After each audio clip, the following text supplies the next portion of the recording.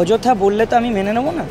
আর সংগ্রামী যৌথ মঞ্চের সঙ্গে বিজেপির সরাসরি একটা নাম জড়িয়ে আছে, তাহলে যেখানে দাঁড়িয়ে আমাদেরকে মানে চেষ্টা করা হচ্ছে ওই একটা পলিটিক্যাল পার্টির সঙ্গে মিলিয়ে দেওয়ার, সেখানে আমরা কেন থাকবো?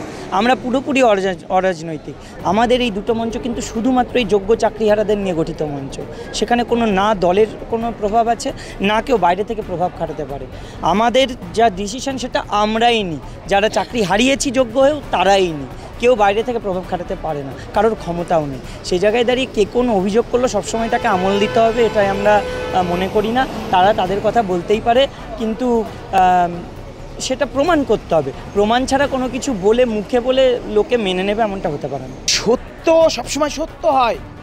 কারা অযোগ্য, কারা নেতা সেজে এইভাবে আপনাদের মধ্যে মিশে আছে প্রমাণ হবে। আমার কাউকে অযোগ্য বলার অধিকার নেই বলে আমি বলছি না। এখানে এসইউসিআই লোকসভার প্রার্থীরা ঘোরাঘুরি করছে, অনেক ডাক্তার যারা এসইউসিআই মদতপুষ্ট তারা ঘোরাঘুরি করছে, তারা হাইজ্যাক করার চেষ্টা করছে। যেমন করে আরজিকর আন্দোলনে কোনো একজন ডাক্তার অনশন করতে চাননি, চাপে পড়ে অনশন করছেন, তারা এই আন্দোলনে ঢুকে ছুঁচ হয়ে ঢুকে গিলে খাওয়ার চেষ্টা করছে। আর কিছু ছেলে সেই পাতা ফাঁদে পা দিচ্ছে।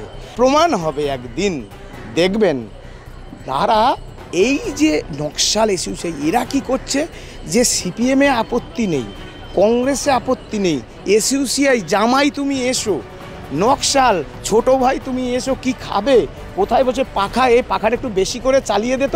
আর জাস্ট আমি শেষ করছি, শুধু আপত্তি বিরোধী প্রধান বিরোধী দল যদি আসে তাহলে আপত্তি। এর দ্বারা সহজে অনুমান করা যায় এরাই যে বড় বড় করে লিখছে অরাজনৈতিক, এটা একটা অরাজনৈতিক কথাটাই একটা ধাপ্পাবাজি, মিথ্যা।